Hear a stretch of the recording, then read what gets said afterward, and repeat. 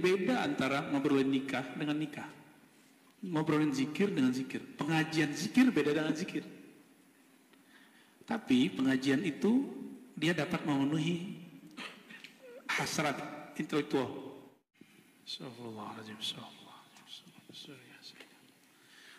Assalamualaikum warahmatullahi wabarakatuh. Maju aja ya. Bawa air minumnya.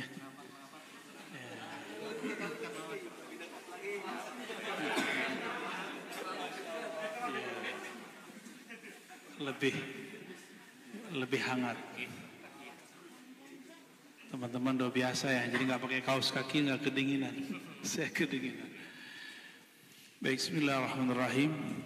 Alhamdulillah rabbil alamin, wassalatu wassalamu ala sayyidil awwalin, sayyidil akhirin, nabiyina Muhammad wa ala alihi wa ashabihi jema'in. Sahabat-sahabat semua, jauh-jauh ke Korea ketemunya orang NU. Alhamdulillah saya senang sekali karena walaupun secara struktural saya tidak pengurus, tapi saya memperjuangkan spiritnya yang ada di Nahdlatul Ulama, yaitu Ahlus Sunnah wal Jamaah ya. Karena saya tidak hobi berorganisasi, hobinya ngaji-ngaji aja, ngaji ya. Riyadhah, silaturahim, hobinya itu.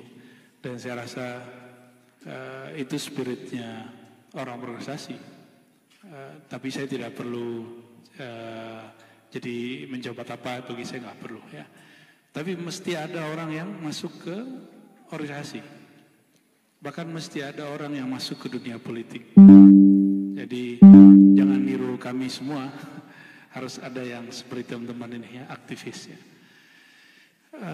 Amma ba'du, Allahumma salli wa sallim wa barik ala sayyidina Muhammad, yang sama-sama kita hormati Ketua KMI ya.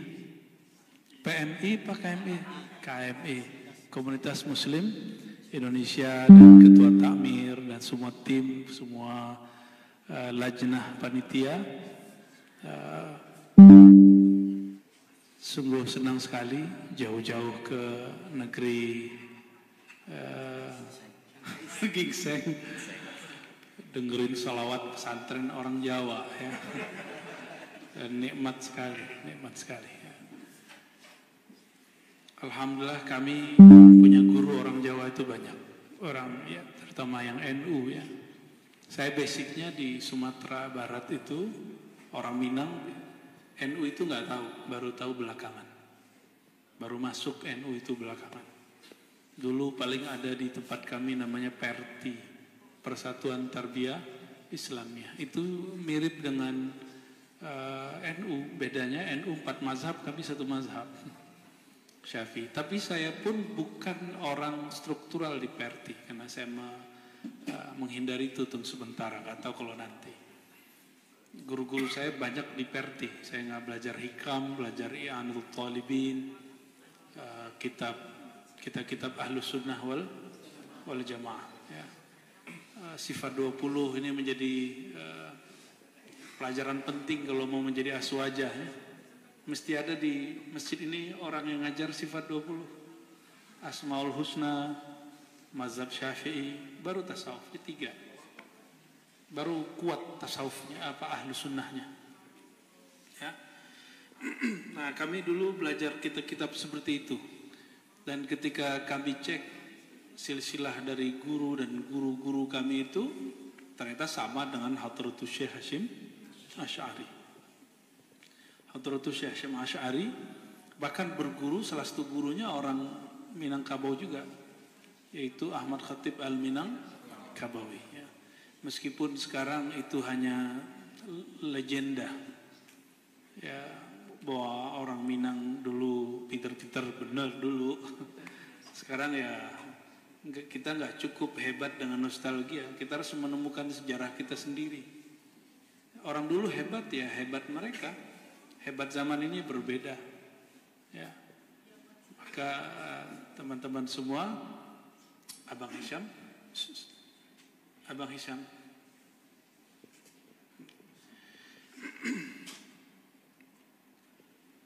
Mau ngaji apa nih? Ngaji akidah, ngaji santai. Kalau santai tanya jawab. Kalau santai tanya jawab. Kalau saya senangnya sekarang ngaji tasawuf. Jadi dulu senangnya hadis, ngaji hadis 15 tahun.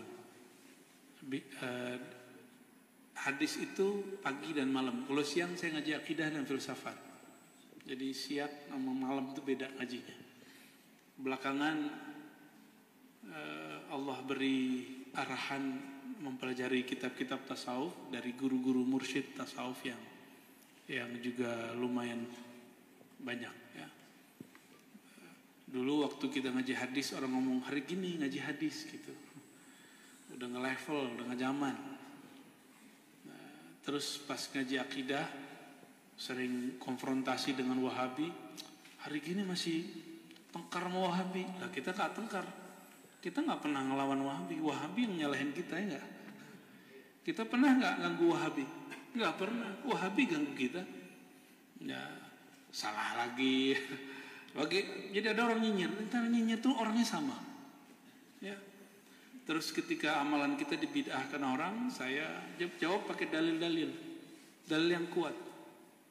Masih dikomentari lagi. Hari gini bahas bid'ah. Terus mau ente apa? Ya, mau ente apa gitu. Habis itu saya berubah bukan karena keinginan mereka, tapi karena ngikutin pola rohani yang Allah berikan kepada kita. Walaupun ngaji hadis, ngaji dalil, itu udah bejibun dalil di kepala, jiwa tetap gelisah, hati nggak tenang. Oh ternyata tenangnya hati bukan dengan banyak dalil. Tenangnya jiwa bukan kalau teman-teman itu mampu menyelesaikan suatu persoalan ini bid'ah atau tidak bid'ah. Itu beda. Jadi orang tenang itu cuma satu aja jalannya, bidzikrillah, menyebut nama Allah. Menyebut nama Allah itu mesti sesuai di tempatnya. Jangankan rohani, di alam zahir pun baca Quran di WC makruh. Benar nggak? Ya, maling baca Bismillah gimana tuh? Bismillah. Kan gak tempatnya. Maka hal yang sama begitu juga. Zikir itu kalau tidak tepat, dia tidak akan mengena. Zikir itu kalau gak tepat, dia gak akan membuahkan hasil. Jadi walaupun saya belajar kitab tasawuf itu ratusan, bahkan ya saya gak tahu lagi judulnya udah banyak lah itu. Tapi gak tenang juga. Oh ternyata yang menenangkan jiwa bukan baca buku zikir, tapi zikirnya. Beda ya? Baca buku zikir dengan zikirnya sama dengan orang baca buku nikah dengan nikah itu beda. Benar ya? Ngobrolin nikah dengan nikah beneran tuh beda. Ya salam. Ini yang jomblo separuh lebih ya. 90%. Kalau nggak dapat orang Korea nggak berhasilan. Ada contohnya tuh Pak Setiawan, Pak Bos dan Mas Abu ya. Tapi Mas Abu balik-balik sama orang Jawa lagi. Ternyata bukan itu. Jadi beda antara ngobrolin nikah dengan nikah. Ngobrolin zikir dengan zikir. Pengajian zikir beda dengan zikir. Tapi pengajian itu dia dapat memenuhi hasrat intelektual. Jadi pengajian itu kenapa diminati? Karena menghibur intelektual. Anak-anak itu coba kalau lagi main game, kasih makan enggak, makanannya enggak disentuh. Ya, mas-mas ini juga sama. Ya, kalau lagi kerja, kasih kerja, ajak makan enggak mau makan. Benar nggak? Jadi jangan pernah ajak beribadah ritual orang-orang yang senang asik dengan mainannya. Apapun mainan dia. Apakah mainan dia dunia, pekerjaannya, atau apapun itu. Jadi kalau mengajak orang kepada Tuhan, cari momen orang kolbunya sudah mulai netral. Itu pasti ketemu, pasti dia balik. Nah, maka mau nggak mau, kami dulu tahun 2010 udah ngobrol panjang dengan teman-teman ya. Ini dakwah-dakwah keislaman yang menguasai media waktu itu, kelompok-kelompok yang berduit tapi ajarannya nggak sesuai dengan ahli sunnah wal jamaah. 2013 saya dan teman-teman sering ngirim dai. Jadi training dai, ada kita NGO di sana fundraising. Kita kirim dai, salah satunya ke Korea. Bertahun-tahun sampai 2013 sampai 2018 saya masih ikut aktif mentraining dai-dai untuk berangkat ke luar negeri. Laporannya hampir sama semua. Di perantauan itu orang asik bekerja, asik ini, asik itu. Orang asik dengan dunianya nggak bisa disentuh hatinya. Dia harus disentuh dengan cara kita masuk ke dunia mereka. Dan kembali ke yang tadi, ketika kita mempelajari dalil untuk membantah orang, itu nggak akan menenangkan jiwa, justru mengeraskan hati. Itu sebabnya ilmu debat itu tidak diperkenankan kecuali bagi orang yang kolbunya salim, kolbunya terbebas dari iri dengki. Ustadz kiai suka debat, nanti dia akan iri dengki dengan kiai. Beneran deh. Politisi suka debat, nanti irinya sama siapa? Politisi. Pedagang irinya sama siapa? Pekerja irinya? Gak mungkin sama polisi toh. Mungkin gak pedagang irinya sama presiden, gak nyambung. Maka kiai ustadz irinya sama siapa? Oh itu saya ngalamin itu. Kita iri ngeliat orang bisa hebat gitu, iri. Nah, iri itu terbagi dua. Ada hasadun, ada ghibtatun. Hasad dan ghibtah. Hasad itu iri dengki kepada orang dan menginginkan izalatun ni'mah anhu. Menginginkan nikmat hilang dari dia. Kalau ghibtah itu iri dengki kepada orang dan menginginkan nikmat tetap pada dia, lalu kita mencapai nikmat yang sama. Itu ghibtah namanya. Nah, bisa merubah dari hasad kepada ghibtah itu kalau gak ada guru gak mungkin. Guru itu bahasa Arabnya murabbi, mursyid. Bahasa kampung kita kiai. Cuma sekarang kiai itu mustaq dikit dipanggil yai ya. Orang hidung mancung dikit beb ya. Beb. Nah, lagi rame nih di Indonesia, lagi rame masalah Habib Sayyid. Nah, kita nggak usah ikut-ikutan ya. Kita hormat saja dengan orang yang bernasab kepada Rasulullah SAW. Kalau dia bohong gimana? Itu urusan dia. Karena man kadzaba alayya muta'ammidan falyatabawwa maq'adahu minan nar. Yang berbohong atas nama Nabi, nasab Nabi, dia neraka sudah. Jadi kita nggak usah urusin mereka. Ya. Jangan sok-sokan mau menyelamatkan nasab mereka juga. Ya. Oh ini menyelamatkan umat dari penipuan. Ya. Dia sendiri sudah menipu dirinya. Dan itu nggak lama. Orang-orang begitu itu nggak lama. Saya melihat orang-orang yang menipu dengan nasab itu nggak lama. Yang menipu dengan gelar-gelar dia nggak lama. Karena al-aslu fi syai' yani al-iman wal ilm. Ya. Pada dasarnya yang dipentingkan itu iman dan ilmu dia. Ya. Kalau amal naik turun, tapi kalau iman nggak boleh naik turun.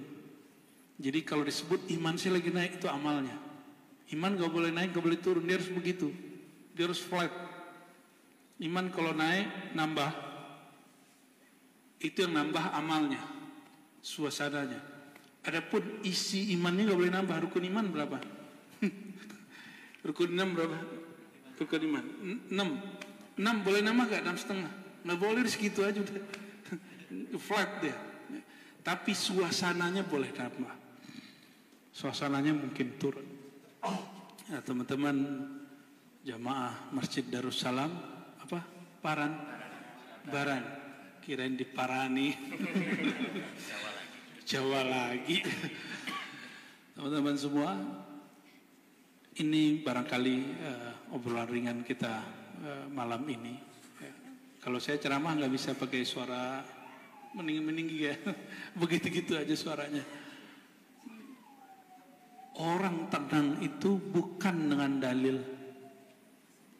Orang tenang itu bukan dengan menyanyi. Orang tenang itu bukan dengan membaca. Orang tenang itu bukan dengan banyak gerak sholat, ruku, sujud. Tapi orang tenang itu kalau kolbunya ingat kepada Allah SWT. Maka orang sholat, kenapa masih ada yang stres? Karena dia sholat kolbunya gak ingat kepada Allah. Orang sholat baca Quran, kenapa masih ada yang bunuh diri? Karena dia tidak ingat kepada Allah. Orang yang mungkin sudah bolak-balik haji umroh, kenapa hatinya belum juga bersih gitu, masih iri dengki sama orang? Karena kolbunya belum ada nama Allah. Sederhana ya. Konflik biasa, nggak apa-apa. Antum konflik ngurusin masjid boleh, tapi harus konflik dalam nama Allah. Jadi konfliknya itu bisa diademkan dengan nama Allah Subhanahu wa Ta'ala. Kalau sudah nyebut nama Allah, semua konflik hilang. Nanti kalau selesai ya rame lagi boleh. Ini dibawa konfliknya di dalam sholat, kan lucu. Jangan pernah bawa konflik ke dalam sholat. Dunia jangan dibawa ke dalam sholat. Allah cemburu. Ke rumah bawa foto yang sudah menikah nih. Ke rumah pulang bawa foto perempuan lain. Cemburu gak istri kita? Itu baru foto handphone loh. Gimana kalau dimasukin ke kolbu? Ya? Iya, itu dia. Kalau nggak tahu, kayaknya udah tahu ilmu nggak tahu. Dia pakarnya nih kayaknya nih. Mas, siapa namanya Mas? Dia udah tahu ilmunya dia. Allah alimun bidatis sudur, itu jawabannya surat Taghabun. Allah itu alimun, maha tahu ma fis sudur, apa yang di dalam dada. Jadi kalau kita membawa sesuatu sedikit saja di dalam masjid ini masjid ini sudah sepakat kita jadiin rumah Allah kan? Maka kita bawa dunia ke dalam ini, itu Allah ngezoomnya gede. Tapi kalau antum keluar, itu terlihat kecil oleh Allah. Tapi kalau di sini dibawa hal-hal duniawi itu kelihatan nama Allah besar. Ini baru masjid Darussalam Baran.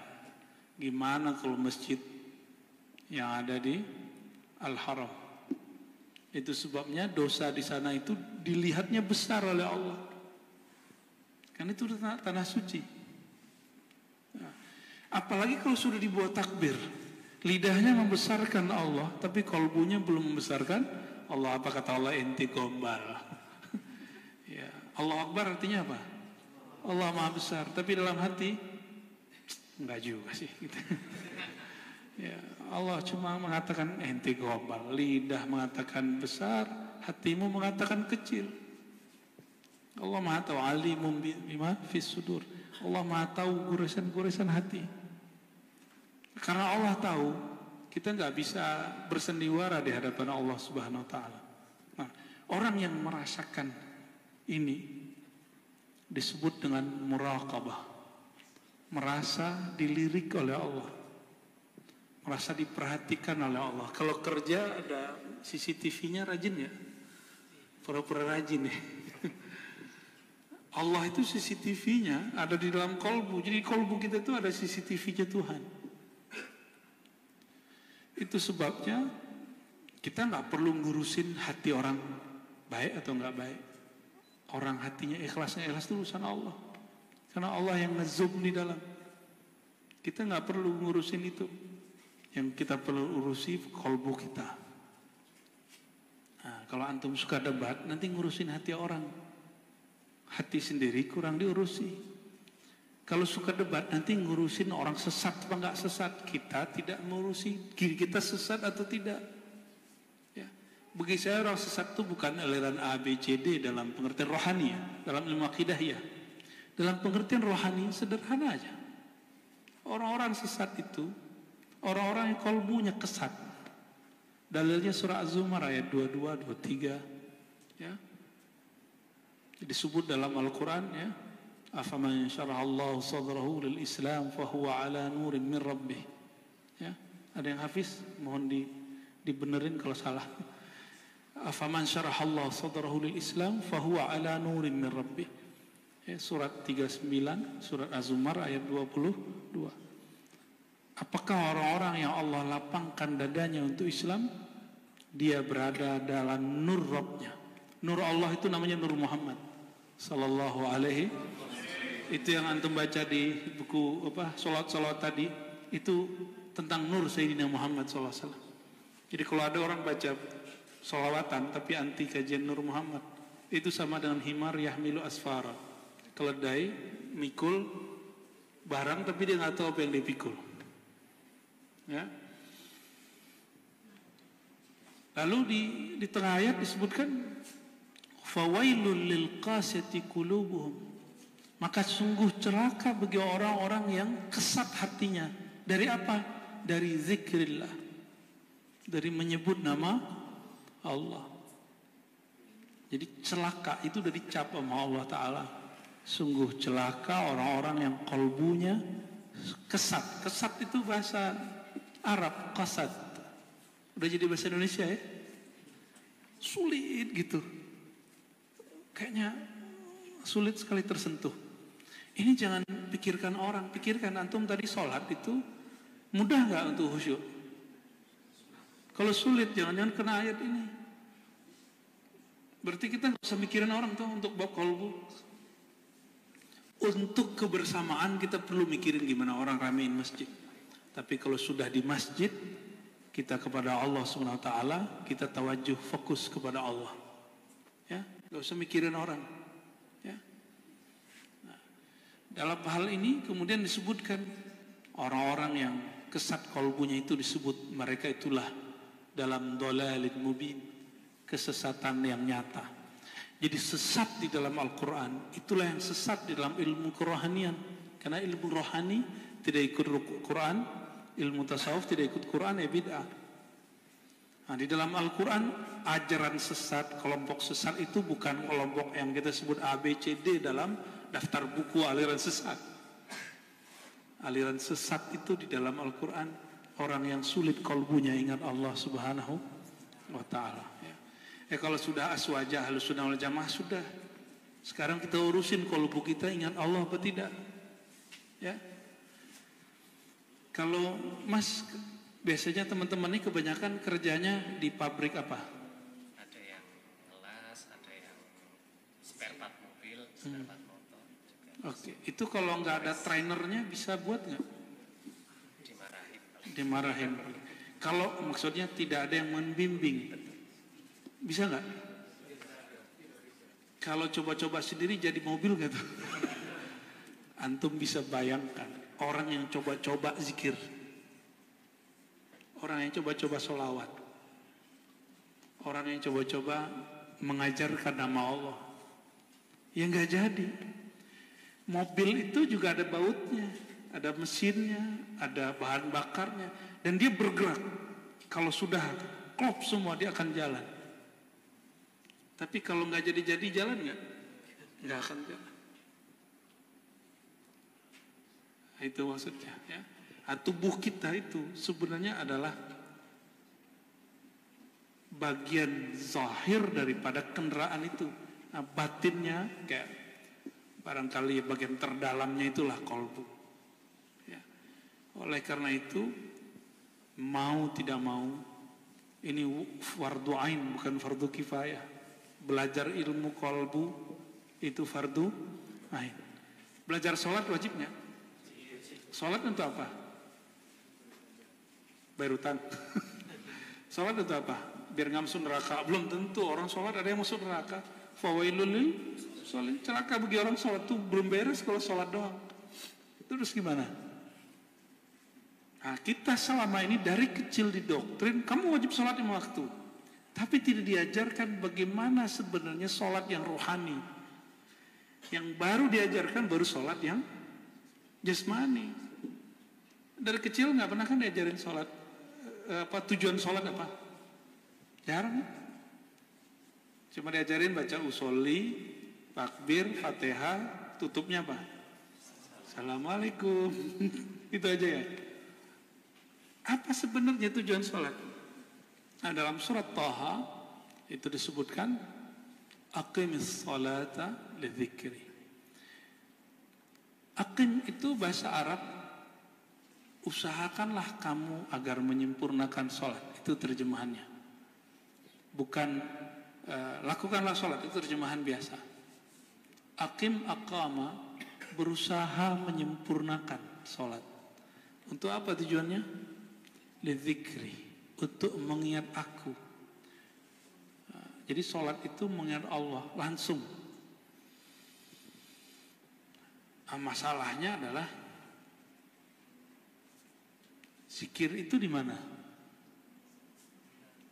Di Masjid Darussalam Baran. Bukan. Zikir itu bukan di masjid. Zikir itu di dalam qalbu. Qalbul mu'min baitullah. Qalbunya orang beriman itu tempat mengingat Allah. Jadi ruangan ini dulu kira-kira tempat apa? Tempat pijit kali ya dulu ya. Kan dari di bawah kiri kanan tempat pijit. Ya kan? Unik juga tuh. Ya. Kenapa ini jadi masjid? Apakah karena ada kaligrafinya? Karena ada mihrabnya? Karena ada Qur'annya? Atau karena ada antum? Apa? Yang membuatnya jadi masjid karena ada sejadahnya? Bukan. Karena ada qalbu yang berzikir di sini, maka ini jadi masjid. Itu yang disebut dalam surah An-Nur ayat 36. Fi buyutin azinallahu an turfa'a wa yuzkara fiha ismuhu yusabbihu lahu fiha bil ghuduwi wal asal. Jadi tempat yang Allah izinkan untuk disebut nama Allah di dalamnya, itulah yang disebut buyut, baitullah, rumah-rumah Allah. Jadi rumah Allah itu insya Allah nggak perlu rumah. Rumah Allah itu boleh kita sebut mihrab, tempat kita berzikir di dalam diri. Jika ini mihrabnya imam, adakah diri kita ini mengimami diri sendiri? Atau diimami oleh, kalau orang Korea nyebut apa? Samsung apa? Enggak. Handphone itu namanya? Samsung. Kalau yang barusan itu artinya apa? Itu ini bos. Bos ya. Apakah itu yang jadi kolbu kita? Canggih ya, ada Google-nya kan? Mau cari apa aja ada di situ. Kolbu ini dia punya Google juga. Dia punya smart, bahkan lebih smart dari smartphone. Itu bisa nggak ngeliat akhirat? Bisa nggak ketemu Nabi dia? Di kolbu ini bisa ketemu Nabi. Ya, kalau antum tambah kembali ke kolbu, pasti ketemu dengan yang punya kolbu, Allah Subhanahu wa Ta'ala. Ya. Maka Hamzah Fansuri dulu dia dikritik dan dibully karena punya kalam-kalam yang unik. Sekarang kita baru paham, oh ternyata nggak ada masalah di kalam dia, kecuali ibarat dia memang agak vulgar saat itu. Kata dia, Hamzah Fansuri mencari Tuhan. Kemana dia cari Tuhan? Ke Ka'bah. Cari-cari surga Ka'bah nggak ketemu. Cari ke Baghdad nggak ketemu, cari ke Sudan nggak ketemu, ke Mesir nggak ketemu. Ketemunya di mana? Di mihrab, di dalam rumah, di atas sajadah. Sebut nama dia, ikuti dengan gelombang rohaninya, gelombang kolbunya, dia merasakan keberadaan Allah. Karena Allah tidak pernah tidak ada. Jadi menghadirkan Allah itu bukanlah Allah tadinya nggak ada terus kita hadirkan. Allah itu pernah nggak tidak ada di dunia? Pernahkah Allah tiada di alam semesta? Selalu ada. Itu yang namanya mustahil adam, mustahil tiada. Karena dia tidak pernah tidak ada, berarti selalu, bahasa Arabnya wajibul wujub. Wajibul wujud. Wajibul wujud berarti yang tiada siapa? Kita yang tidak ada mengingat dia, sedangkan dia selalu ingat kita. Ini berkah bagi manusia, tapi manusia nggak menyadari keberkahannya. Teman-teman lihat nggak? Pernah nggak lagi jalan ada hewan mati? Mungkin karena asbab ketabrak, ya. Sebenarnya bukan ketabrak itu buat dia mati, tapi di saat dia ketabrak, dia kesakitan dan dia lupa kepada Allah dan dia mati.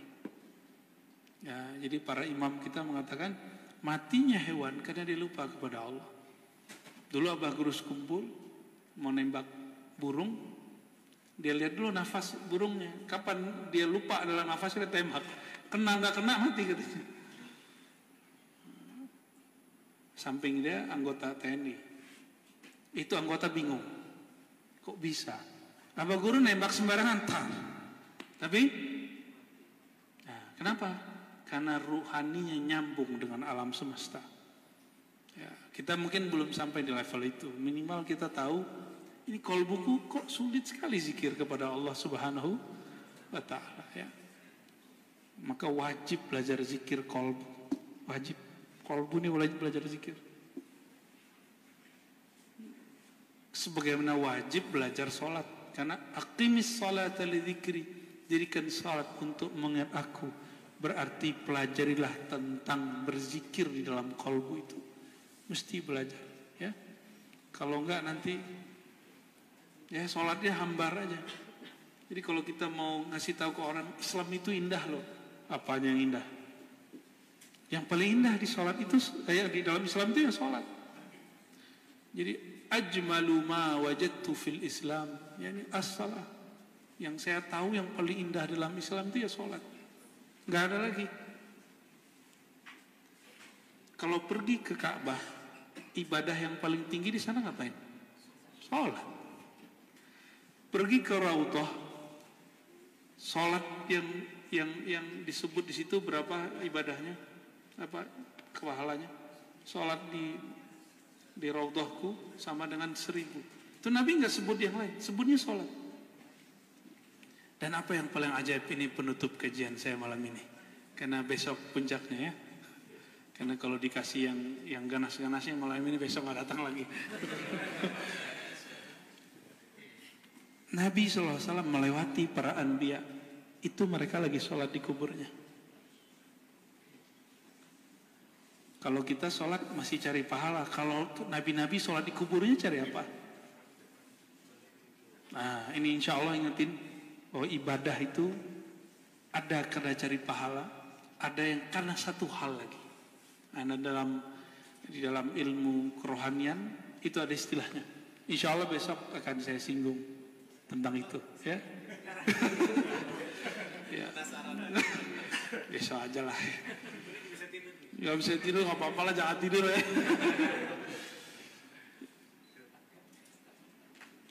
Kalau hewan dia berzikir, dia zikir. Hewan itu zikir loh. Tapi zikirnya hewan bukan karena kesadaran dia. Nah teman-teman datang malam ini, kenapa saya kemudian ajak lebih ke depan sebagai bentuk apresiasi? Karena teman-teman datang karena ikhtiar sendiri. Bukan karena Allah takdirkan begitu saja. Kalau hewan itu disebut ittirari. Karena dia dipaksa. Sedangkan kita, takdir itu boleh kita pilih, tapi nggak pernah keluar dari takdir. Hewan itu dia takdirnya nggak bisa milih. Jadi antum jangan berpikir kenapa saya nggak lahir di Korea. Itu namanya mau keluar dari takdir.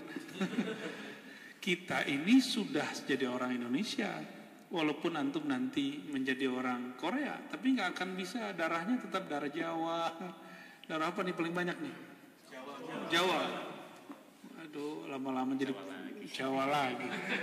Masuk ke pelosok Dayak, Jawa. Ketemu orang Ambon, sampingnya Jawa. Sampai ke pelosok Sumatera, ketemunya orang Jawa. Sampai di Korea. Ya, Jawa ini entah membawa berkah, entah penjajah. Allahumma shalli ala Muhammad. Insya Allah besok kita akan bahas itu. Ya. Jadi akan berbeda antara zikir kita dengan benda, dengan hewan, zikir kita dengan tumbuhan, zikir kita dengan malaikat, itu beda. Bahkan zikir kita dengan umat-umat terdahulu itu lebih sempurna zaman ini. Walaupun muka-muka kita muka-muka Jawa dan mereka muka-muka Semit gitu ya, nabi-nabi terdahulu, nggak ngaruh. Ya, yang afdol itu umat sekarang. Ya, dan semua nabi menginginkan menjadi umat Nabi Muhammad sallallahu alaihi wasallam. Ya. Semoga Allah Ta'ala memberkahi teman-teman semua, memberkahi setiap langkahnya, yang masih jomblo ditemukan dengan jodohnya. Amin ya rabbal alamin. Wa sallallahu ala sayyidina Muhammad. Assalamualaikum warahmatullahi wabarakatuh.